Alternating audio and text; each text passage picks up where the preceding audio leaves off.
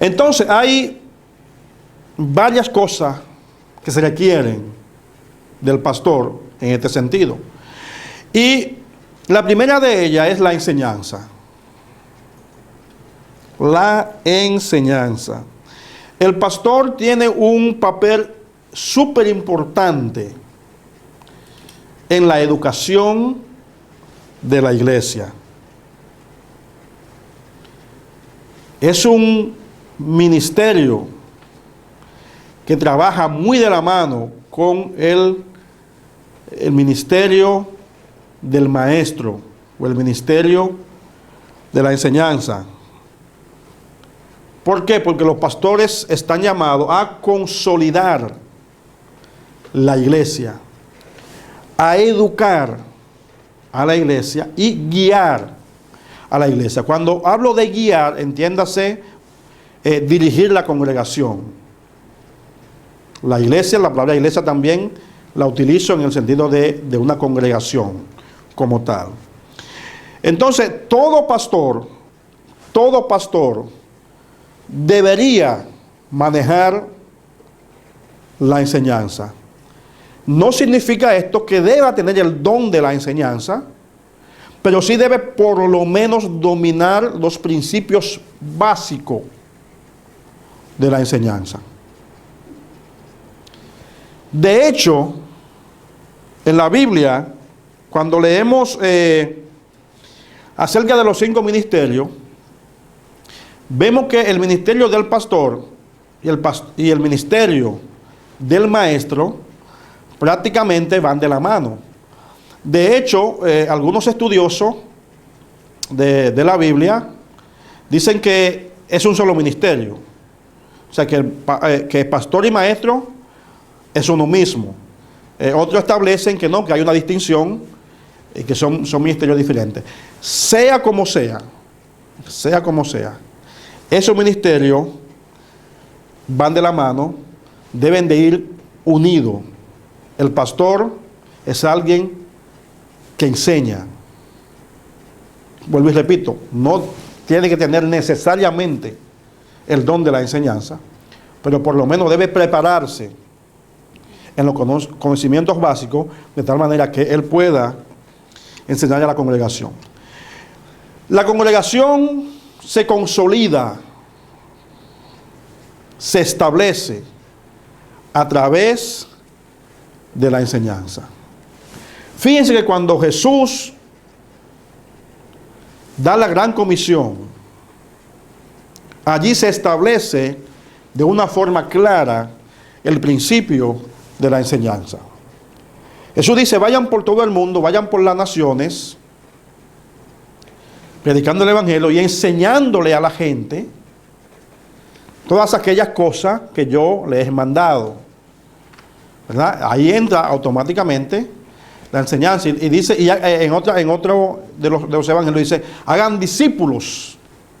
Entonces, no se puede hacer discípulos si no hay enseñanza. Porque el ser discípulo abarca ciertos procesos, abarca un espacio de tiempo en donde la enseñanza es lo que va a formar el discípulo, es lo que va a hacer el discípulo. Entonces, por eso Jesús enseñaba. Aunque Jesús predicaba, subía a la montaña y predicaba, pero el ministerio, vamos a decir, que vemos más a Jesús desempeñar en los evangelios, es el ministerio de la enseñanza.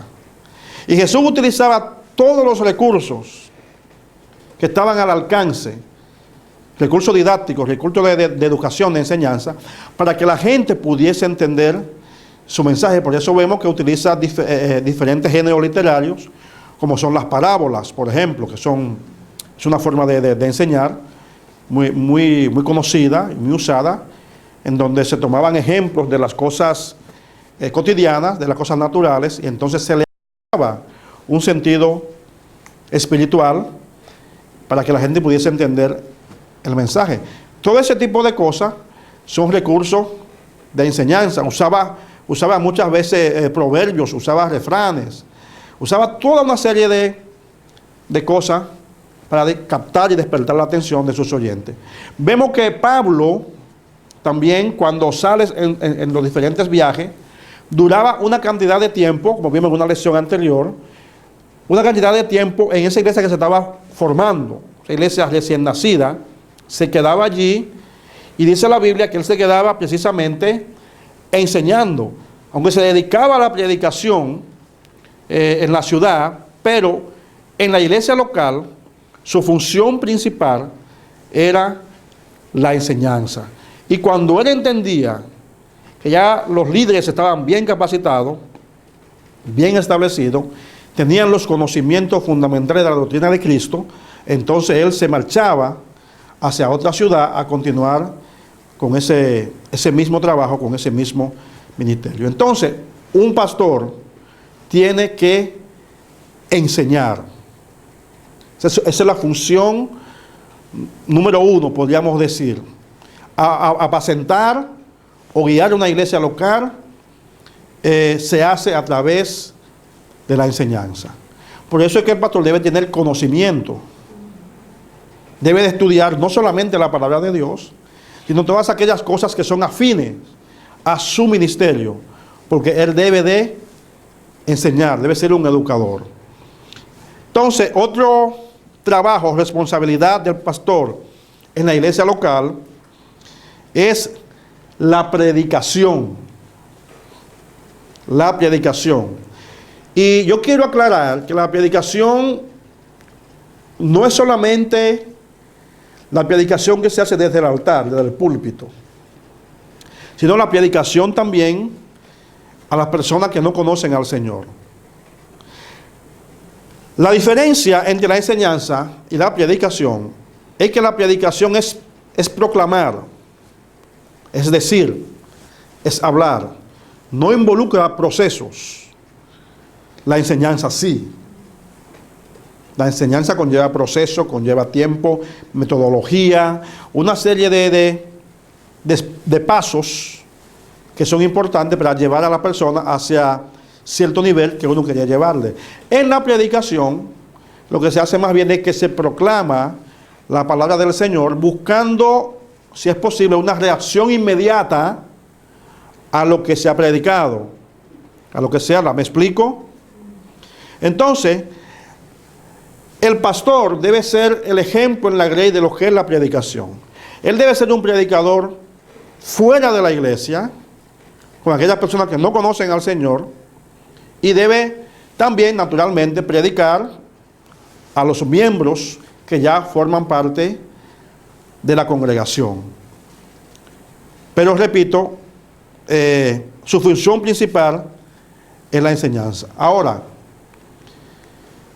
yo decía hace un momentito atrás que no necesariamente el pastor debe tener el don del maestro, ¿ok? Pero sí quiero aclarar que en la predicación no se concibe un pastor que no pueda predicar. Todo pastor debe saber predicar, tanto al no cristiano, o sea, darle la palabra al no cristiano de una forma que pueda provocar una reacción, y también darle la palabra predicada a la congregación a la cual él está dirigiendo.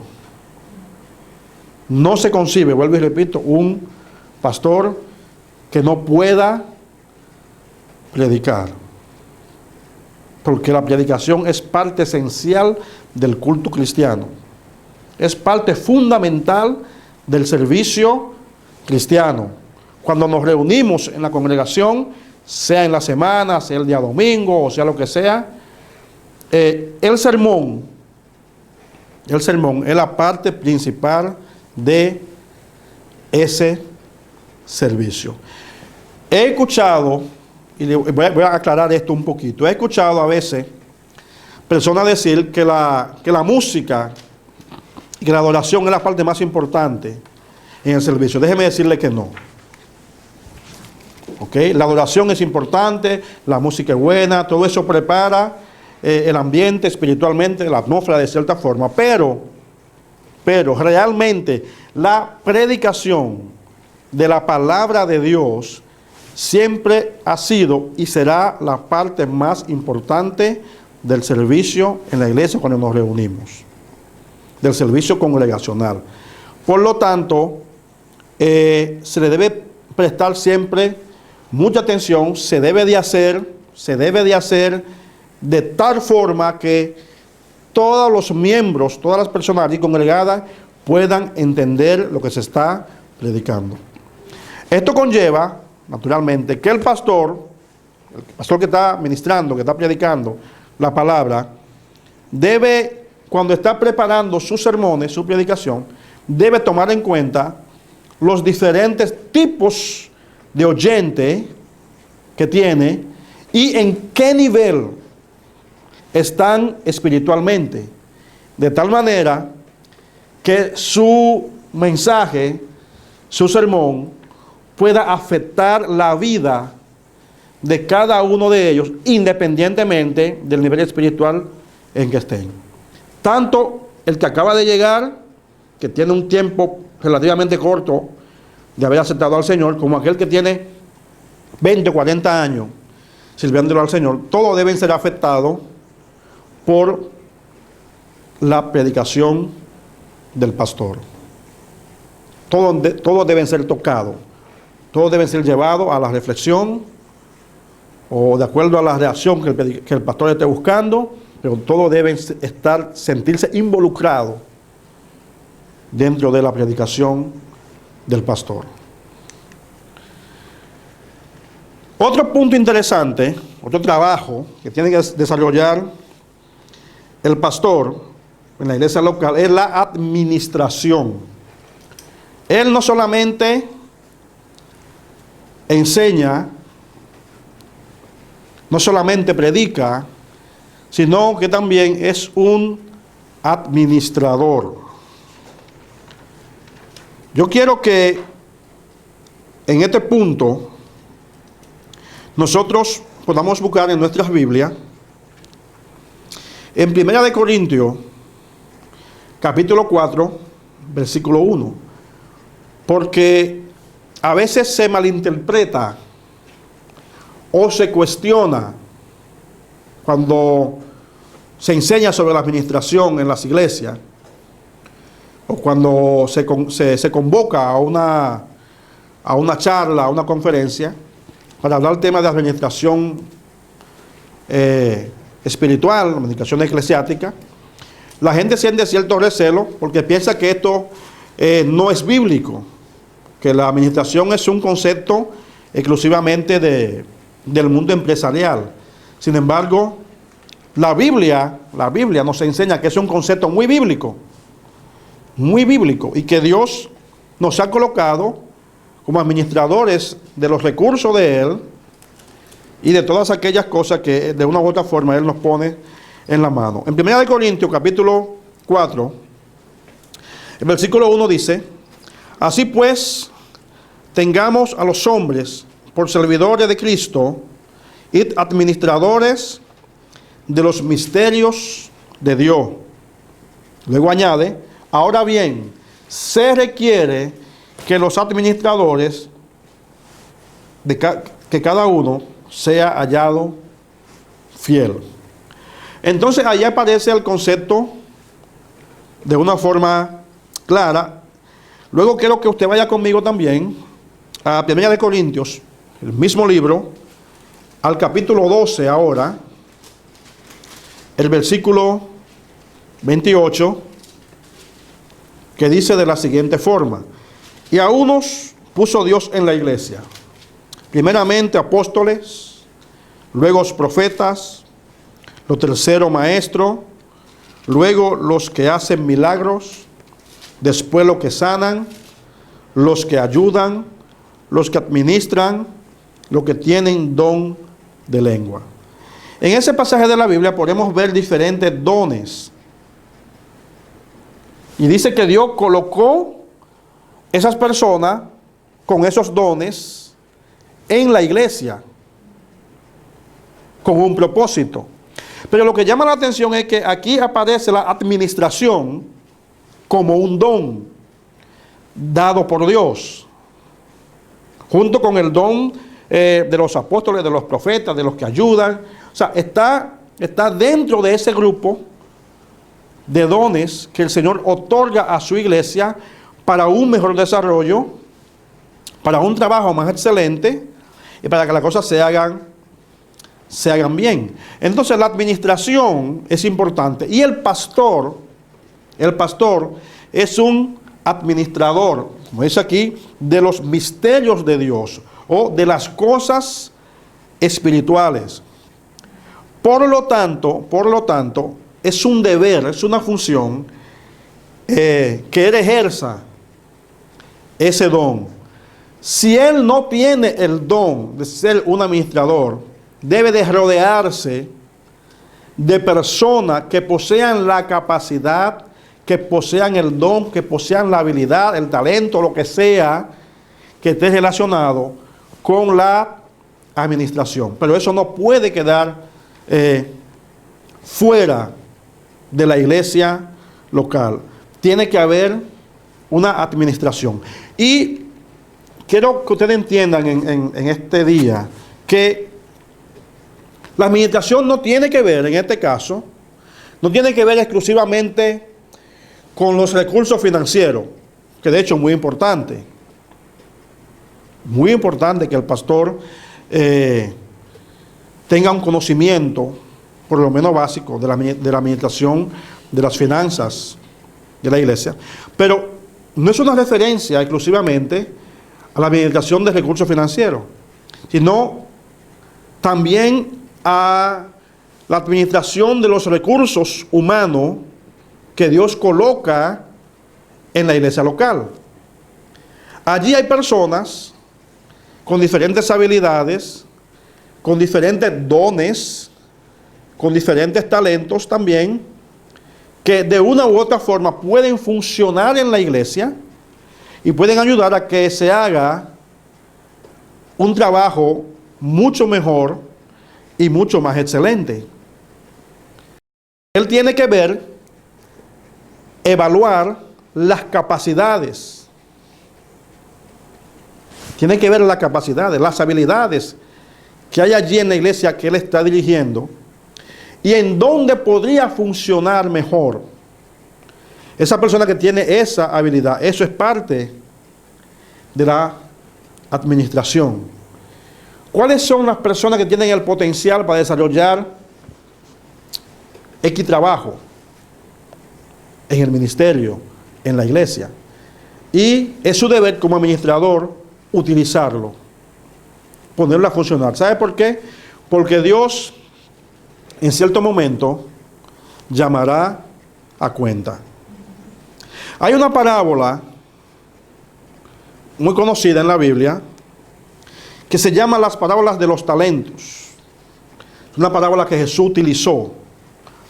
Y en esa parábola, precisamente, se destaca fuertemente el concepto de la administración. La parábola dice de la siguiente forma, no sé si ustedes la han leído.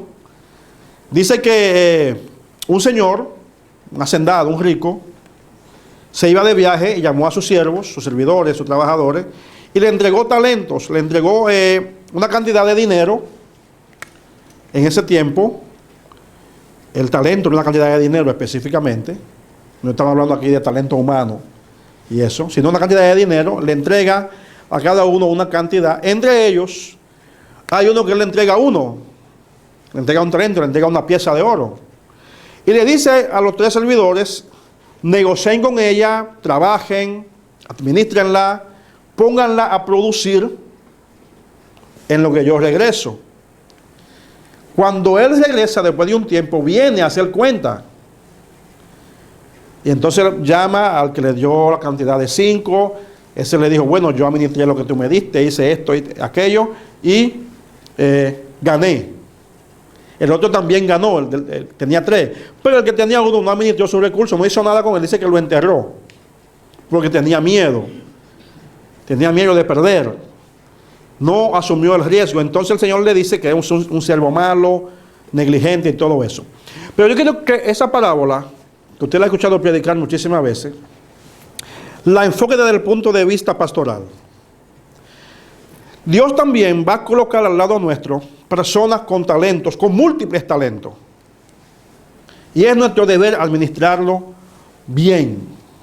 Porque si lo enterramos, si no le damos la oportunidad, si no lo empujamos, si no negociamos con él en cierta forma de hablar, si no lo ponemos a producir, entonces un día seremos llamados a cuenta porque no administramos correctamente ese talento, ese recurso, ese don, esa persona que Dios colocó a nuestro lado específicamente para que lo pusiéramos a producir y lo administráramos de una forma correcta.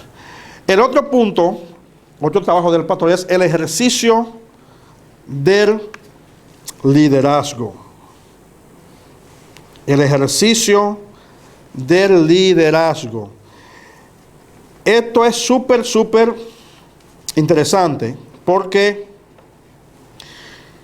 yo siempre he dicho una frase que no todo líder es un pastor, pero todo pastor debe ser un líder. Repito, no todo líder es un pastor, pero todo pastor debe ser un líder. Debe ser una persona a los cuales otros quieran seguir, a los cuales otros quieran imitar. Debe tener metas tan elevadas que inspire la vida de otro. También a trazarse metas similares, metas parecidas. Entonces,